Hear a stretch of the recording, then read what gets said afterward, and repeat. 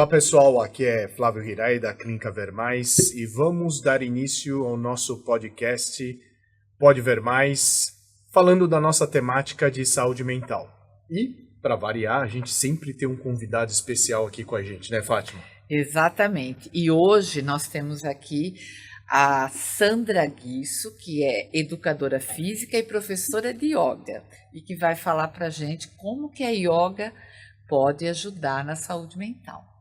Obrigado pela sua participação, Sandra. Seja bem-vinda ao nosso podcast. Eu que agradeço passar essa tarde com vocês, Flávio, Fátima. Sandra, vamos lá. Quando a gente fala de yoga, a gente pensa logo nas posições, né, que o pessoal faz aí. A gente não, porque eu não faço, mas nas posições que a turma faz aí, né? Mas é o que eu tava brincando antes aqui. Eu acho que yoga não é só ficar de ponta cabeça, né? É muito mais do que isso. Então eu queria que você introduzisse pro pessoal, né? Isso eu acho que isso é legal pro pessoal saber o que é a yoga de fato. Os asanas, as posturas, né, nós chamamos de asanas, é um pedacinho muito pequeno do tão grande que é a prática de yoga, né? A prática de yoga, ela consiste, na verdade, yoga vem da palavra sânscrito, que significa yogi, que é união. União da mente com o corpo, união das dualidades, das nossas luzes, das nossas sombras, das nossas dores e dos prazeres, né? E a prática, ela consiste na meditação. Muitas pessoas também acabam não chegando até escolas de yoga porque pensam, eu não aguento ficar 1 hora meditando, né? Então, o que barra muito a pessoa não tem mobilidade, ela acha que ela não pode praticar yoga, ou ela não tem uma mente muito ativa, ela acha que ela também não vai conseguir meditar. E a prática, ela leva delicadamente essa pessoa para esse lugar, através da consciência corporal, né? As posturas, elas trazem a mente da pessoa para o corpo. Então a gente está muito desconectado do corpo, né? Então precisa trazer um pouco a mente para o corpo. Aí a partir daí se começa o trabalho de respiração, concentração e os asanas. E o ponta-cabeça, por que ponta-cabeça, né? Porque de cabeça para baixo. Porque quando a gente coloca a pessoa com a cabeça, e não é nessas posturas que muitas vezes a gente vê mirabolantes, né? De invertidas bem complexas, mas você virar o rosto para baixo, você já aquieta a mente, você já muda um padrão mental.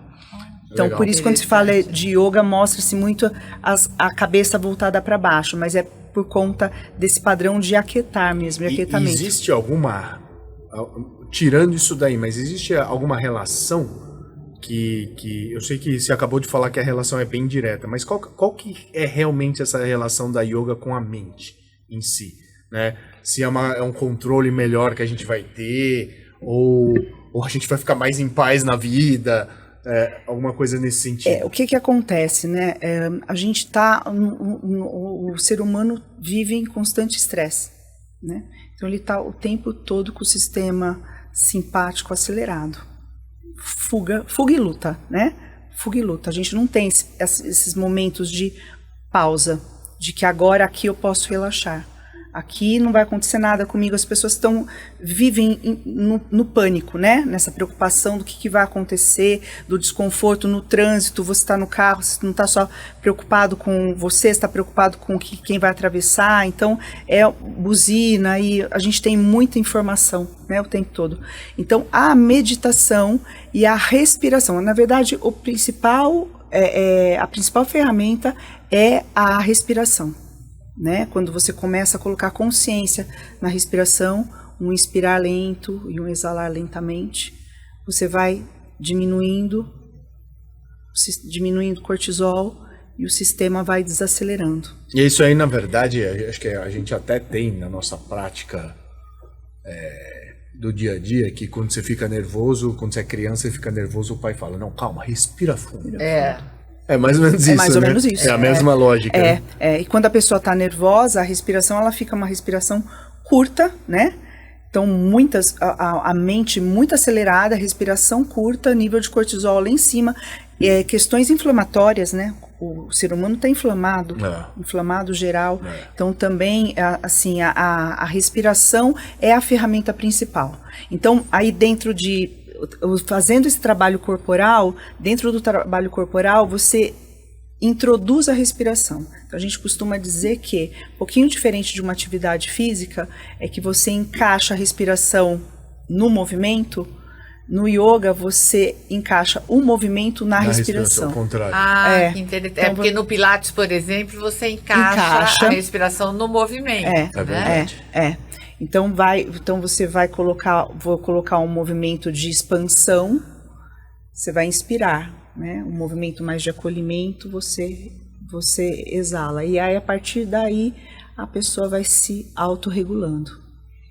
É interessante, hein, Fátima? Acho que é melhor você começar a respirar melhor. Aliás, eu sei que você vai perguntar disso depois, mas eu já vou me adiantar, porque a minha ansiedade não aguenta. Isso que estou falando? Porque a meditação, eu acho assim, eu tenho treinado assim em casa, né? Mas é difícil mesmo, eu acho que você falou da respiração, né? A gente começa com a respiração, daí eu tenho percebido que eu tenho conseguido um pouquinho, né? Mas existe um treinamento para isso? Existe uma meditação. Quando a gente vai falar de meditação, existe uma meditação conduzida que hoje muita gente utiliza, né? Pega aí nos aplicativos, e aí o professor, ou quem está conduzindo, ele vai te levar para um lugar, chama meditação guiada. Sim. Né? Eu entendo que o importante é que a pessoa comece com a guiada, só para quietar, e depois ela faça a meditação sozinha, porque também cria-se um vício, né? Uma dependência. Eu só vou fazer se tiver alguém me guiando, né? E a ideia não é essa. A ideia é a guiada para acalmar, para regular, e depois a pessoa começa a meditar. E uma falsa ideia de que a meditação é esvaziar completamente a mente. É isso que a gente sempre ouve falar, né? Você vai pensar em nada. Porque daí você não consegue não pensar em nada. Aí você fala que você não está meditando. Eu não consigo meditar. Não, isso não é para mim. Na verdade, não. Isso é mito. Né? É mito. A meditação, o que é? Você reconhecer o seu padrão mental. Você reconhecer os seus pensamentos. Eu costumo falar assim para os alunos. Você imagina que você está com um smartphone na mão e você está vendo uma paisagem ali naquele smartphone, você está contemplando uma paisagem. De repente chega uma mensagem que você não está interessado nela naquele momento. O que você faz? Você olha, o Flávio está mandando uma mensagem, arrasta, depois eu vejo isso. Exatamente isso que a gente faz na mente. Então eu estou lá contemplando essa mente, talvez algum pensamento recorrente, né? Mas eu tô vendo e eu não quero olhar para outra coisa, então eu afasto. E aos pouquinhos a mente ela vai cansando de trazer informação, né? Isso sincronizado com a respiração? Não necessariamente. Não necessariamente, porque a respiração, os pranayamas, os exercícios respiratórios é uma coisa e a meditação é outra. Olha que interessante. O que a gente ouve falar? Que você, para meditar, a primeira coisa é que você tem que respirar direito. Sim. Sim. Mas não é essa não precisa ter necessariamente a sincronicidade entre as duas coisas. Não, porque depois se você aprendeu a respirar, agora eu vou fechar os olhos e vou fazer o quê? Eu vou olhar para minha respiração natural, involuntária. Sim. Né? Okay. Porque aí eu não vou mais usar a respiração conduzida, porque a gente costuma, o pranayama, ele consiste em vários exercícios respiratórios. O pranayama é a respiração... A respiração. Tá. O controle do prana. Prana significa energia vital. Então é o controle da energia vital. Como que a gente vai colocar essa energia vital para dentro? Então, por exemplo, uma pessoa ansiosa, a gente vai pedir para inspirar lento e exalar muito mais lento do que se inspirou, né? Então tem outras, eu preciso de uma respiração que me motive, que me deixe energeticamente ativo. Você vai usar uma respiração num tempo só. Inspira e exala num tempo só. Então são vários exercícios respiratórios. São vários exercícios vários. aí, tá vendo? São vários. E para cada um tem um objetivo. Tem um objetivo. Entendi. Uma pessoa que está passando por uma crise de ansiedade severa, é isso que eu ia perguntar. Você não, vai querer te matar se você falar para ele, respira. Ele está sentindo o pulmão fechado, porque a musculatura numa crise de ansiedade, principalmente torácica, ela se fecha, né? Ela não tem nem espaço para abrir o diafragma para poder respirar. Aí você vai falar para ele, respira calmamente, ele está com aquele padrão de mente super atormentado, tal. Então, a primeira coisa que você vai fazer vai levar ele para aquilo que é mais concreto para ele. Então, gelo nas mãos, um quentinho no cotovelo, um quentinho no peito, né?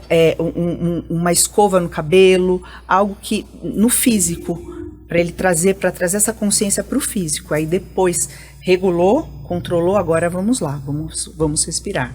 Tá. Então vamos lá, só para a gente organizar as ideias aqui. Respiração é uma coisa. Respiração é uma coisa. Que a yoga usa bastante. Sim. Né? E aí tem as funções e os objetivos da respiração. Tá? E a meditação é outra coisa. É outra coisa. Que não necessariamente está casado com esses padrões de respiração. Não. E tá sempre aliado a yoga, meditação, a yoga, né, como você disse. Tá sempre alinhado. Em sânscrito é yoga, yoga, que é um pronome masculino com yoga, mas nós costumamos ouvir yoga. Né?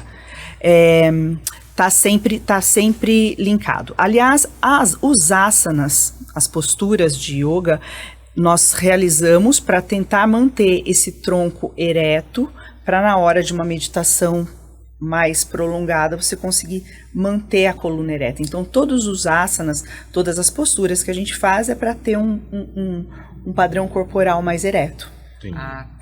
Então não existe a yoga sem meditação. Ou o contrário. Pode. Numa aula pode não ter meditação. Numa escola de yoga vai ter meditação. Mas numa aula regular pode ser que o professor não leve esses alunos para meditação, dependendo do tipo de aluno. Eu vou trabalhar com jovens. Não vou colocar meditação de 10, 15 minutos, né? O jovem tá ativo, ele quer mais... está expansivo, né? Ele não está na fase da vida introspectiva. Então, vamos começar com o que é mais expansivo e depois de um tempo você começa a introduzir meditação de 3, 4 minutos. A pessoa já vai procurar por meditação. E aí, então vamos lá. 2 perguntas aqui para você, Sandra. A meditação, então qual que é realmente a função dela de fato? Tá? Só para deixar claro para o pessoal. E como isso pode ajudar na saúde mental? A meditação, ela vai diminuir, vai aquietar o sistema. Tá. Então, ela vai tirar a pessoa da fuga e desse estresse. Então, em outras palavras, vai te deixar mais calminho. Vai te deixar mais calminho, Tá. E aí ela vai ter mais, quando ela começa a entrar em contato com a mente, ela começa a entender qual é o padrão mental. Entendi. Né? É interessante, assim, quando chega um aluno para mim, eu pergunto para ele, qual que é o seu padrão mental? A pessoa não sabe responder. Eu também não saberia. Eu vou falar quem que era a Sandra antes de praticar yoga. Meu padrão mental estava sempre no próximo aluno.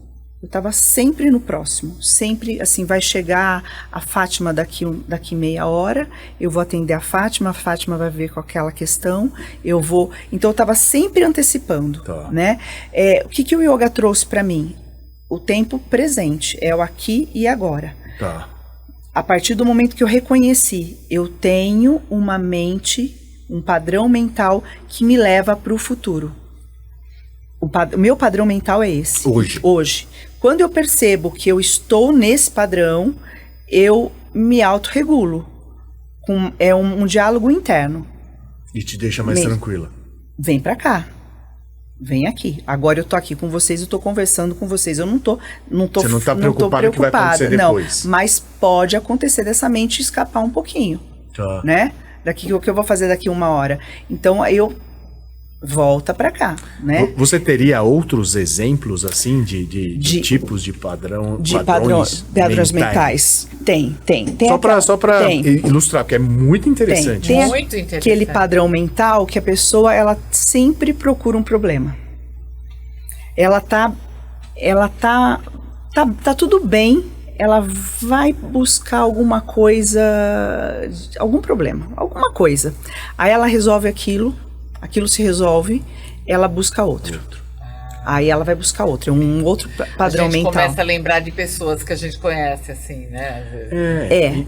Aí tem aquele que é mais quieto. Existe um padrão mental dentro do aqui e agora, que a pessoa mais né? Ela é mais recolhida, ela observa mais, ela tem pausas, né?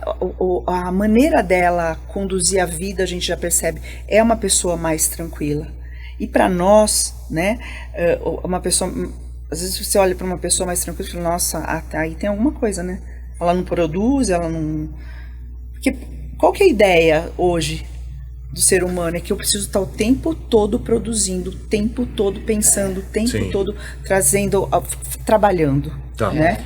Então isso eu acho que fica até mais claro para a gente entender essa função dentro da saúde mental, né? Eu acho que uma das coisas que mais aflige as pessoas é justamente a crise de ansiedade. Que a gente estava discutindo antes de iniciar. E eu acho que a meditação pode ajudar, com certeza, nesse ponto, né? Pode ajudar. Porque uma das coisas que a gente discutiu é que uma das coisas da ansiedade é essa antecipação de futuro que as pessoas têm, né? Sim. Eu tenho um compromisso semana que vem, enquanto não chegar esse compromisso, eu não sossego, eu fico ansioso. Então, acho que se você trabalhar isso, por exemplo, com a meditação, você consegue. Você consegue. Aí a pessoa começa a ter mais poder de decisão.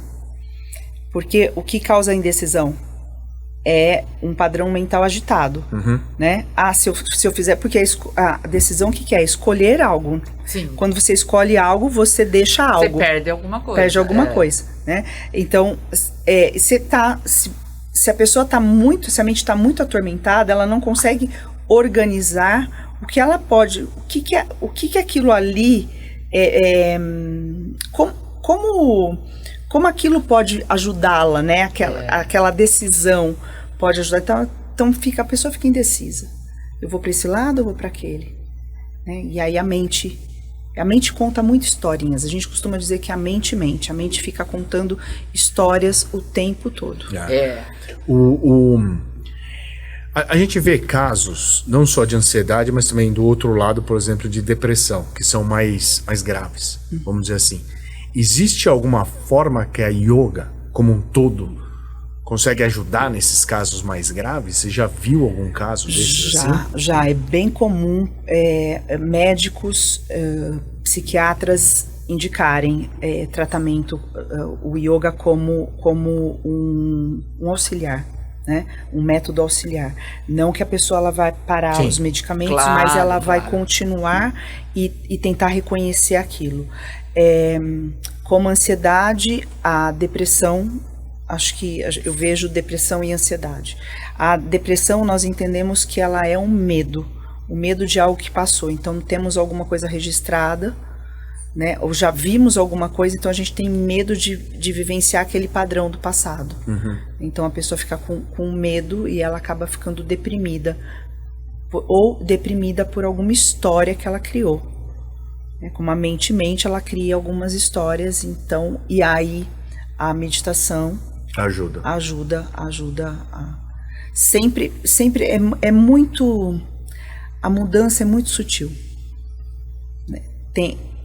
Os ansiosos, eles querem na primeira aula sentir alguma coisa. Mas não é assim. Não é assim. É uma construção. É uma construção. Eu noto assim, a pessoa procura uma vez por semana, depois de 2, 3 meses, ela já fala, agora eu quero fazer 2. Porque ela já viu alguma diferença. Eu senti diferença. A partir do momento que ela passa a praticar 2 vezes por semana, aí sim ela começa a sentir os benefícios. Legal. E assim, não existe... Qualquer idade a pessoa pode começar, pode ser tanto uma criança como um idoso, que nunca fez. E aproveitando o gancho da Fátima, você não precisa ter experiência nenhuma também, né? Não. E aliás, são essas pessoas que vão bem. Porque as pessoas que fazem atividade física, elas estão acostumadas com outro movimento, né? Um outro ritmo. Ritmo. E essas pessoas que procuram, que não têm, porque existem posturas extremamente benéficas, que são posturas que você fica parado de pé, a gente chama de Tadasana, na postura da montanha, extremamente benéfico para o corpo e para a mente. Você colocar os pés no chão, alinhar o corpo, fazer uma respiração consciente, sentindo os pés no chão. Então não precisa ficar de ponta cabeça. Ficar de ponta cabeça. Não, aos pouquinhos o corpo vai se abrindo, né? Muito legal. E aí pode acontecer da pessoa ficar de ponta cabeça. Pode ser tudo também. bem. É o Tudo bem. yoga avançado, viu? E a cada vez que a pessoa entra de ponta cabeça, que ela sai, é lindo ver, porque a pessoa supera o medo, né? Legal. Nós temos medos, Sim. principalmente de pôr a cabeça para baixo. Muito bom. Sandra, assim, conta pra gente alguma curiosidade, alguma história, algum caso que você teve que foi marcante. Ou se quiser tirar algum mito também, mais algum mito, né?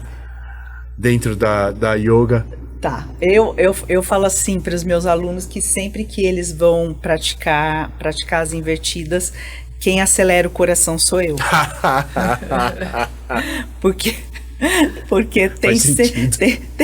o professor fica ali, né? Então isso é bem desafiador. Então, na nós. verdade, existem, né? As posições, essas posições mais desafiadoras, elas existem. Elas né? não é um mito, elas existem. Mas os mais jovens às vezes chegam com uma postura pronta, eu quero fazer isso. Eu vim para cá porque eu quero fazer isso no final, né? Às vezes não vai fazer no final, mas em algum momento ele vai fazer. E aí, quando ele vai fazer pela primeira vez, eu confesso que o meu coração, ele dispara, eu preciso respirar. Só uma curiosidade que me veio agora. E aquelas yogas que o pessoal faz com 50 graus? Hot yoga. Tem algum princípio por trás? O hot yoga, ele muda o padrão de consciência. A pessoa ela começa, como as respirações mais ativas mudam o padrão de consciência. Então, aquilo é tão desconfortável que o corpo ele precisa se adaptar para aquilo. E a hora que ele começa a se adaptar, a mente ela se aquieta também. Então, os desconfortos, uma meditação numa sauna é benéfico, claro, se não tiver problema de saúde, porque a pressão arterial baixa, né? Então, tem relatos de pessoas que acabam desmaiando ou chegam quase lá. Mas é bom. Legal. É interessante. Muito bom. Se você tiver suas redes sociais, passa pra gente, passa pro pessoal. Pode passar pro pessoal, Sandra? Eu tenho. O meu Insta é Sandra Guisso. Lá tem aulas curtas. Legal. Tem dicas? Tem dicas, Então vamos todo mundo seguir a Sandra aí. E vamos começar a praticar esse negócio, né? Eu acho que eu não sei se eu consigo. Vocês estão convidados. Eu não tenho tempo. Mas eu vou tentar. Eu penso muito, viu? Eu penso muito em começar assim. Então tá bom. Muito obrigada, Sandra. Foi muito enriquecedor aqui o nosso papo. Obrigado. Não deixam de seguir também a Clínica Ver Mais, tá? Tanto no Instagram quanto no Facebook, né? E no JJ também, nas redes sociais do JJ, no Instagram, no YouTube, que tem lá esse episódio e todos os outros que estão lá, que a gente já gravou aqui. E a gente tá no Spotify, tá bom? Então, obrigado, Sandra, novamente. Obrigado, Fátima. Agradeço. Até a próxima. Até.